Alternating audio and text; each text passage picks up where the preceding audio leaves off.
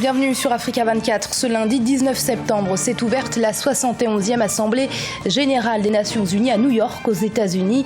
Cette journée de lundi a été l'occasion pour les participants de débattre autour d'une problématique très actuelle et particulièrement préoccupante, la crise des réfugiés et des migrants. Africa 24 vous propose de suivre les débats en direct de New York. Aussi souhaiterions-nous une réponse conséquente et urgente de la part de la communauté internationale pour aider les États de la région à y faire face. Tout en saluant l'adoption de la déclaration de New York sur les réfugiés et les migrants, je voudrais souligner l'impérieuse nécessité de se pencher sérieusement sur les causes de ces situations humanitaires qui sont entre autres l'insécurité, le terrorisme, la pauvreté, le changement climatique et leurs corollaires que sont la violence, l'instabilité et l'immigration. Ainsi aurions-nous agi sur les racines du mal au lieu de nous limiter à en gérer les conséquences toujours dramatiques sur le plan humanitaire. Merci de votre aimable attention.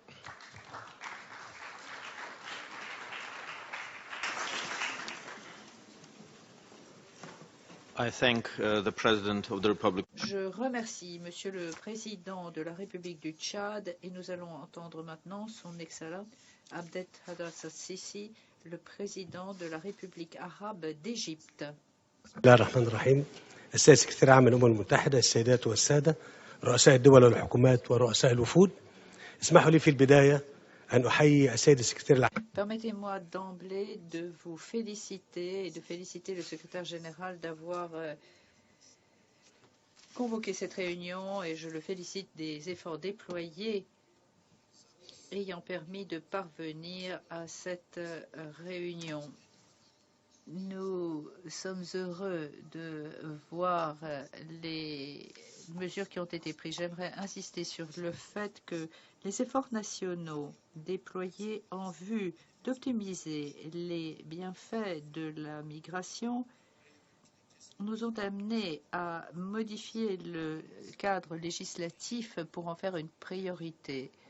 La loi sur la lutte contre la traite des êtres humains a été promulguée en 2010. L'Égypte renforce ses efforts pour sensibiliser les associations et la migration des jeunes pour fournir des services de réinsertion qui viennent s'ajouter aux efforts de sécurité et de forces armées afin de prévenir toute tentative criminelle. En nous appuyant sur notre engagement collectif et notre responsabilité collective, nous insistons pour participer aux organisations internationales, notamment au niveau arabe, africain et européen, ainsi que dans le cadre du HCR et de l'OIM. Nous avons insisté sur l'élaboration, les aspects de développement et nous nous sommes écartés de la fermeture des frontières pour protéger les réfugiés conformément aux obligations internationales. En nous appuyant sur notre engagement permanent, nous avons la responsabilité d'accueillir des nombres très importants de réfugiés et de demandeurs d'asile qui arrivent. 5 millions de personnes environ ont été enregistrées. Nous essayons de leur fournir des moyens décents et de leur fournir un abri et on les traite comme des ressortissants égyptiens. On leur donne un logement et des services de la santé en dépit de cette surcharge que cela représente sur notre budget. Nous sommes d'accord pour dire que lutter contre la migration illégale doit figurer au titre des priorités internationales. Et nous devons mettre un terme à la migration clandestine en nous attaquant à ces causes profondes et en ouvrant un plus grand nombre de canaux pour les migrations juridiques, y compris en élaborant des nouveaux modèles et des nouvelles formes, outre les solutions politiques de résolution des crises auxquelles se heurtent les pays. Et nous devons tenir compte des solutions en matière de sécurité et de fermeture des frontières. Nous pensons que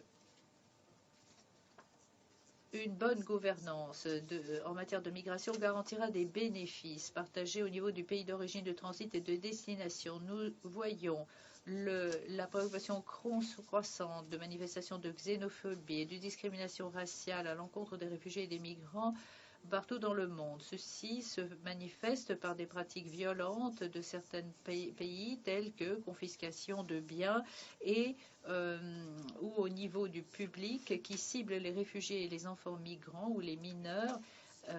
Ce sont là des actes de groupes extrémistes ainsi que le rejet de plus en plus important de la société face à l'accueil des réfugiés et les intégrer dans les communautés hôtes. Et l'on ne réussit pas à leur apporter les soins et services fondamentaux. Nous nous félicitons de vos efforts, Monsieur le Secrétaire général, qui ont permis de mobiliser un élan international pour s'attaquer aux questions de migration et de demandeurs d'asile. L'Égypte se félicite des efforts visant à élaborer et adopter 2 instruments internationaux en matière de réfugiés et migrants et invite d'autres efforts afin de renforcer les travaux et la coopération conjointe, d'encourager le dialogue entre les États et les questions de migration, de développement et de fardeau pour partager la responsabilité et élaborer une vision unie pour être ferme en ce qui concerne l'aide à porter aux réfugiés et aux migrants, respectant leurs droits et la dignité humaine.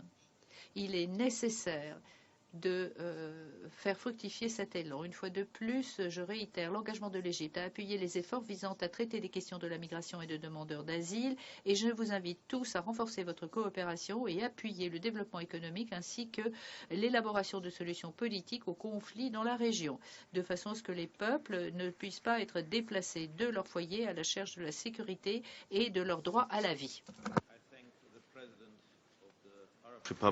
Je remercie l'Égypte de son intervention et nous allons maintenant écouter le président du Conseil et Premier ministre du gouvernement de la Libye. سيد الرئيس أصحاب الفخامة والمعالي والسعادة حضرات السيدات والسادة يطيب لي في البداية السيد الرئيس أن أتقدم إليكم بالتهنئة لترأسكم هذا الاجتماع الذي يعد فرصة On peut pas, il n'a pas pris le bon canal. Il est sur le canal, gars. حماية حقوقهم وصون كرامتهم برغم أن ظاهرة الهجرة هي ظاهرة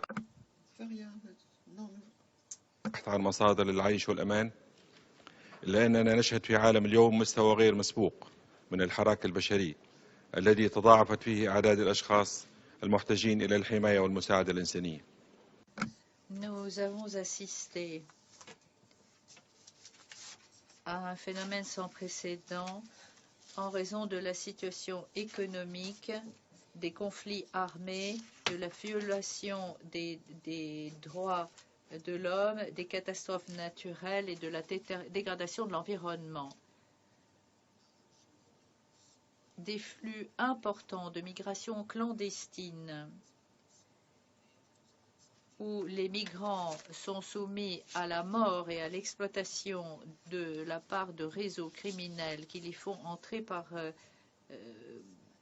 voie de contrebande. Cela a des incidences négatives. Nous nous heurtons à des difficultés à la suite des flux de migration illégale. Beaucoup d'entre eux n'ont même pas de papier d'identité. Il y a un nombre énorme de femmes, d'enfants et d'hommes qui risquent leur vie en essayant de traverser la Méditerranée pour gagner l'Europe. Leur intention est de quitter la situation de détresse et d'insécurité qu'ils vivent dans leur pays. Des réseaux de criminalité organisée ont profité de cette situation et aggravé la situation de la sécurité en Libye. Les difficultés que présente la migration illégale sont des difficultés dont souffrent tous les pays du monde. C'est pourquoi ce n'est pas la seule responsabilité de la Libye de s'attaquer aux causes profondes, mais il s'agit de développer un effort international.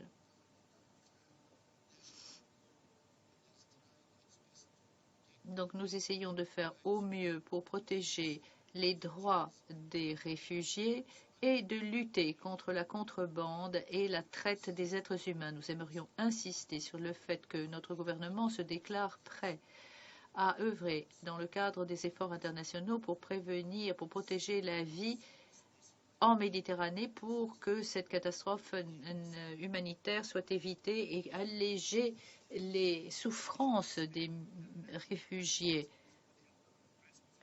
en respectant la souveraineté des États et les principes du droit humanitaire international. Nous souhaiterions faire en sorte que nous puissions,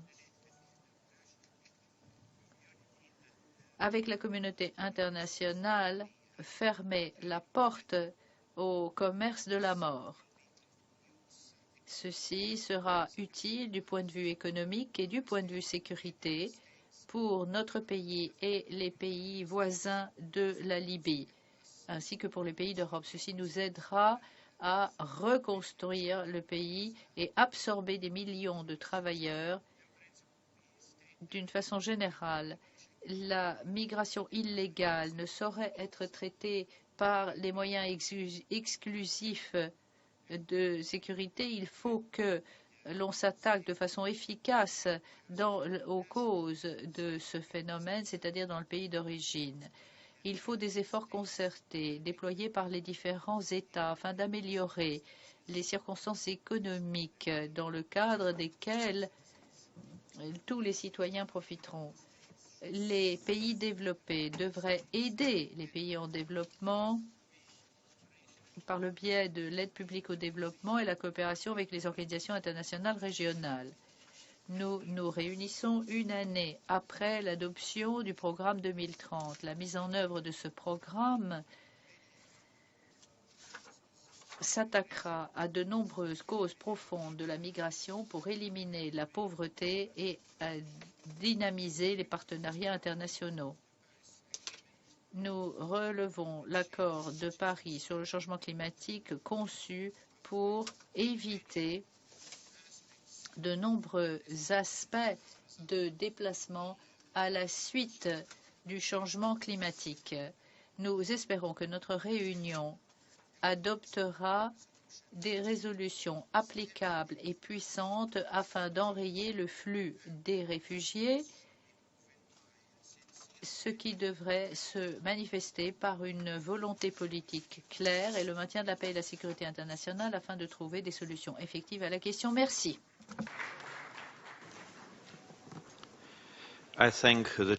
Je remercie le président du Conseil de la Libye de sa déclaration. L'Assemblée va maintenant entendre une déclaration de son Excellence Rochemar Christian Kaboré, président du Conseil des ministres du Burkina Faso. Monsieur le Président, Mesdames et Messieurs les chefs de délégation, au nom de la délégation du Burkina Faso et à mon nom personnel, je voudrais saluer la tenue de cette réunion de haut niveau sur un défi majeur de notre temps, celui des déplacements massifs de réfugiés et de migrants. D'entrée de jeu, il convient de se féliciter de l'adoption de la déclaration de New York qui marque notre volonté commune de trouver les voies et moyens de sceller aujourd'hui un pacte mondial pour une gestion efficace et plus humaine de cette question, y compris en conjuguant la délicate question des frontières nationales avec celle du respect des droits fondamentaux des réfugiés et des migrants. Monsieur le Président, les mouvements de population sont un phénomène universel historique qui, en tant que tel, a toujours ponctué la vie des sociétés humaines, pour des raisons diverses, notamment la quête du bien-être et d'un mieux-être. Cette aspiration est naturelle et légitime. Mieux, elle est un droit fondamental de l'homme. Ce n'est donc qu'à l'aune de cette vérité que nos analyses et nos propositions de solutions au phénomène migratoire auront des chances de prospérer et de produire des fruits attendus. Coopérer efficacement pour arrêter ou mieux contrôler les flux massifs de réfugiés et de migrants, c'est donc en identifier et éradiquer les causes profondes, la pauvreté, la misère, le chômage et le sous-emploi, les inégalités, l'exclusion, les discriminations de tout genre, l'intolérance, les violences massives de la dignité et des droits humains sont autant de terreaux fertiles pour les départs massifs de population. À cela s'ajoutent, hélas, les catastrophes naturelles, la dégradation de l'environnement ainsi que le fossé sans cesse plus profond entre le monde développé et celui en développement. Il s'agit de travailler ensemble au respect strict des règles du droit international, des droits de l'homme et du droit international humanitaire. Il s'agit surtout à terme de placer nos efforts individuels et collectifs dans les stratégies de mise en œuvre et de suivi des ODD, sous-tendues par une démarche bien comprise de responsabilité partagée et de solidarité internationale agissante. Monsieur le Président, Mesdames et Messieurs, je veux réaffirmer ici avec force qu'accueillis avec humanisme et traités avec respect et dignité, les réfugiés et les migrants sont à même d'apporter une contribution significative au développement de leur communauté, aussi bien qu'à celle de leur pays d'accueil, et de même qu'à leur pays d'origine, tout en étant un facteur de rapprochement entre les peuples et les pays. Tout mécanisme de gestion qui ne prendrait pas cette dimension en compte est incontestablement voué à l'échec. C'est pourquoi nous devons renforcer et, le cas échéant, adapter nos instruments juridiques et nos cadres institutionnels au niveau tant national, régional qu'international. Monsieur le Président, aujourd'hui, avec l'appui des partenaires comme le Haut Commissariat des Nations Unies pour les réfugiés, mon pays a pu accorder toute l'aide nécessaire aux 33 000 déplacés du Mali qu'il accueille sur son sol et à qui il a reconnu d'office le statut de réfugié conformément à ses engagements internationaux.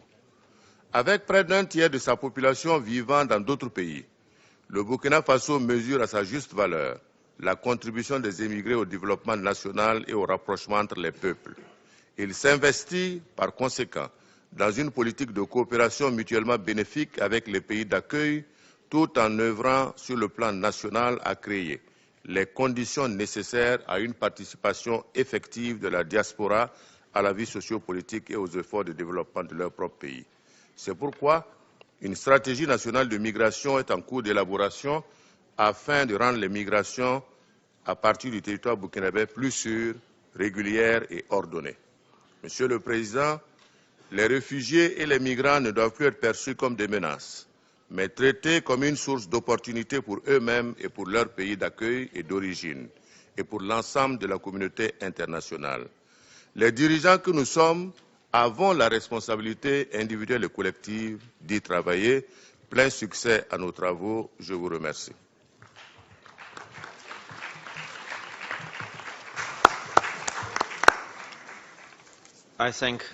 Je remercie le président Kaboré de son intervention. Je donne la parole à M. Prosper Bani, ministre de l'Intérieur du Ghana.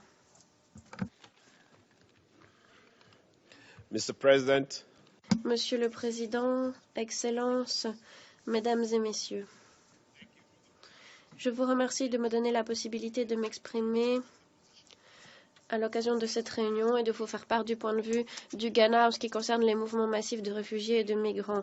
Ce sommet de haut niveau tombe à point nommé et nous aimerions remercier le secrétaire général d'avoir permis à l'Assemblée générale de se doter d'un plan pour mieux répondre à la question et aux enjeux de ce phénomène. La contribution du Ghana à la recherche d'une solution à long terme de ce problème nous a appris que nous devions faire montre d'un rôle de figure de proue en ce qui concerne les mouvements massifs de réfugiés et de migrants, et nous devons utiliser ce phénomène pour servir nos objectifs de développement. Nous devons également tirer certains enseignements. Comme vous vous le rappellerez, très récemment, notre pays a accueilli des demandeurs d'asile provenant de la sous-région d'Afrique de l'Ouest suite à une flambée de violence. Nous accueillons maintenant près de 21 331 réfugiés et demandeurs d'asile provenant de 26 pays du monde qui se trouvent dans notre capitale et dans d'autres villes. Nous avons des phénomènes migratoires internes, des phénomènes d'immigration et d'émigration. Nous sommes également confrontés à l'exode rural, et ce, à cause de certaines inégalités géographiques.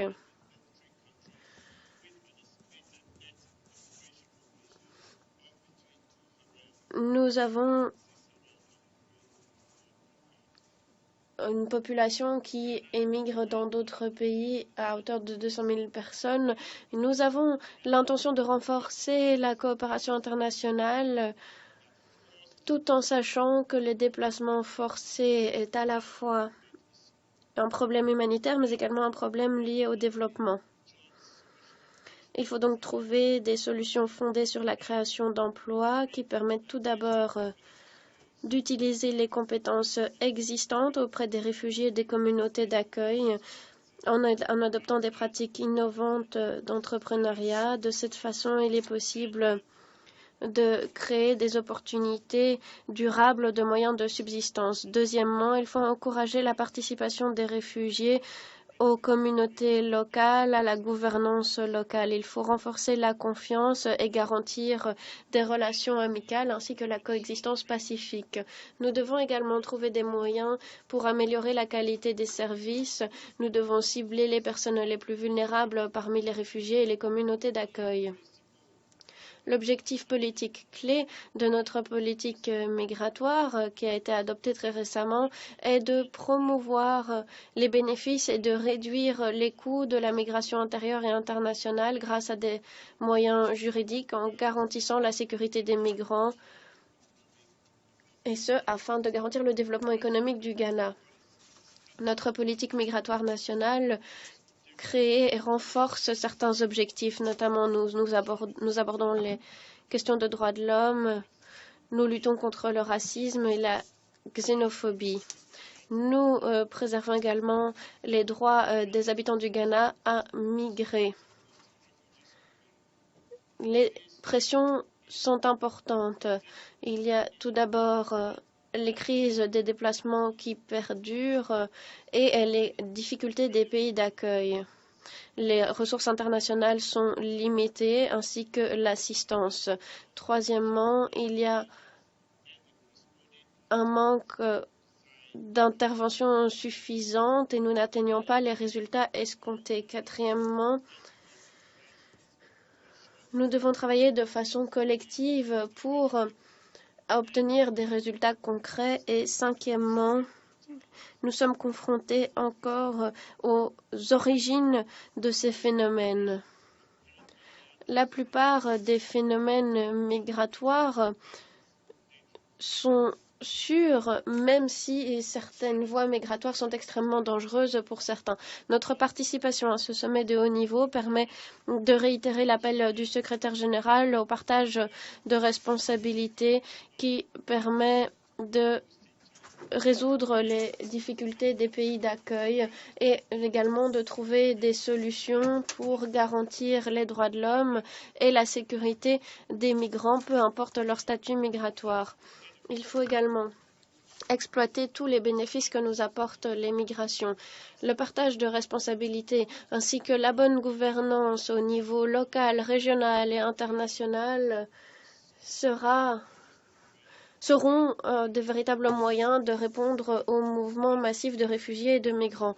Les déplacements régionaux, nationaux et internationaux nécessitent des solutions à long terme. C'est l'objectif de ce sommet. Cela ne sera que possible qu'en déployant des efforts concertés sur tout l'éventail des activités internationales. Je vous remercie de votre attention.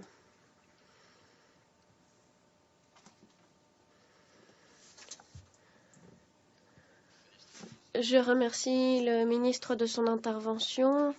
Je donne maintenant la parole à Monsieur Rami Hamdallah, Premier ministre de l'État de la Palestine. Vous avez la parole.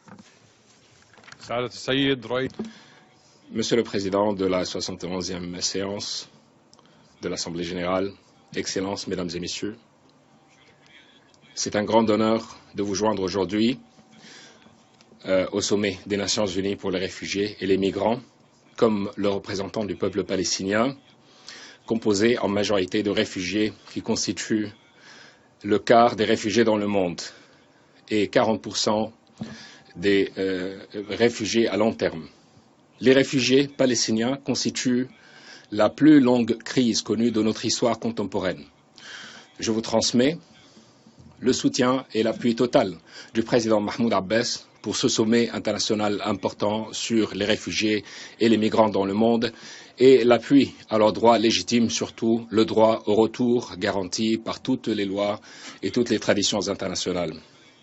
Je porte avec moi aujourd'hui les voix de millions de nos réfugiés, des millions d'hommes, femmes et enfants enregistrés chez l'UNRWA au Moyen-Orient et qui vivent dans des camps de réfugiés en Jordanie, au Liban, en Syrie et en Palestine occupée, y inclut Jérusalem-Est occupée.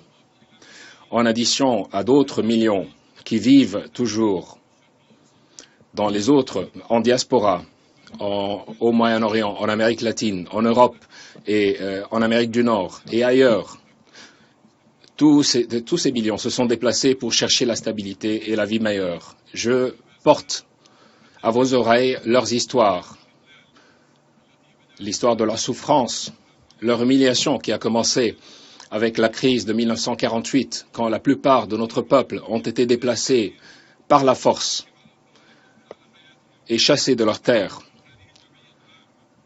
fuyant pour leur vie quand l'Assemblée générale a décidé de diviser la Palestine et la création d'Israël sur les ruines du peuple palestinien.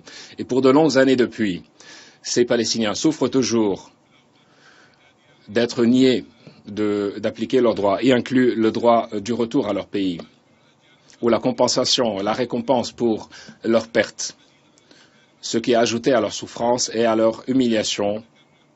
Ils ont été marginalisés, ils ont été chassés à plusieurs reprises à cause des crises qui se propagent dans le monde et dans la région. Et malgré tout cela, je porte à vos oreilles aussi, mesdames et messieurs, un message d'espoir de la part des réfugiés palestiniens qui ont beaucoup souffert à travers de différentes crises et qui sont toujours solides dans leur résistance et solides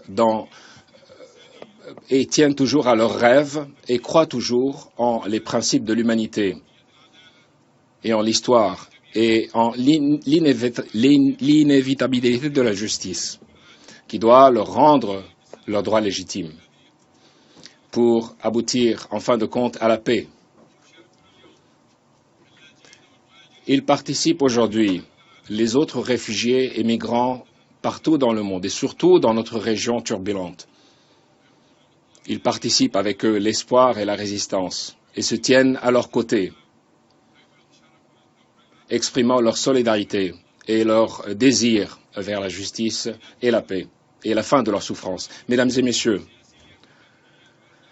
nous devons politiquement et juridiquement et moralement de traduire les déclarations qui ont été données dans cette salle à des actions pour mettre fin à la crise des réfugiés et des migrants dans le monde et subvenir à leurs besoins humanitaires et leur donner la vie digne qu'ils méritent. Nous devons également déployer tout effort pour garantir le respect de leurs droits selon le droit international, y inclut le droit humanitaire international et le droit humanitaire et le droit des réfugiés, et essayer de régler toutes les crises qui les ont fait beaucoup souffrir. L'Assemblée générale, selon son devoir et ses obligations, a toujours appelé et déployé des efforts pour trouver une solution juste à la crise des réfugiés, y inclut leur droit au retour, selon la résolution 194. L'UNRWA a été également soutenu par l'ONU pendant des décennies pour subvenir aux besoins humanitaires aux réfugiés palestiniens, surtout après la guerre de 1967 et les actes militaires qui ont suivi cette guerre. L'UNRWA a présenté, mesdames et messieurs, un exemple dans la solution, essayant de trouver une solution à la crise des réfugiés en leur fournissant les services de base et déploie des efforts additionnels et complémentaires pour accroître leur résistance et leur indépendance et tâche de ne laisser personne de côté, surtout alors que nous essayons de mettre en œuvre le développement durable d'ici l'an 2030. Pour nous, les Palestiniens, l'UNRWA vaut beaucoup plus que l'assistance qu'elle présente. Pour beaucoup de Palestiniens, elle constitue la vie même. C'est la seule agence qui se tient à leur côté dans les crises les plus sombres. Alors que les crises se multiplient à cause de la crise en Syrie ou au Liban ou en Palestine avec l'agression de l'occupation israélienne et le blocage imposé par Israël a laissé des conséquences très graves sur la communauté des réfugiés. Et alors qu'aujourd'hui, nous essayons de confronter ces grandes crises qui sont les causes fondamentales de ces grands mouvements de déplacés et de réfugiés, beaucoup de Palestiniens ont dû quitter la région à travers la mer pour fuir la guerre et la pauvreté. L'UNRWA, qui travaille depuis 65 ans, sa présence même est une preuve des conséquences graves que nous allons subir si la communauté internationale échoue à trouver une solution permanente et durable aux crises des réfugiés. Ce qui incombe aux pays du monde de participer activement à traiter les raisons de base et les raisons fondamentales du déplacement et des migrants et essayer de trouver des solutions pour ces crises internationales selon le droit international. Nous exprimons notre appréciation à l'UNRWA et à ses employés.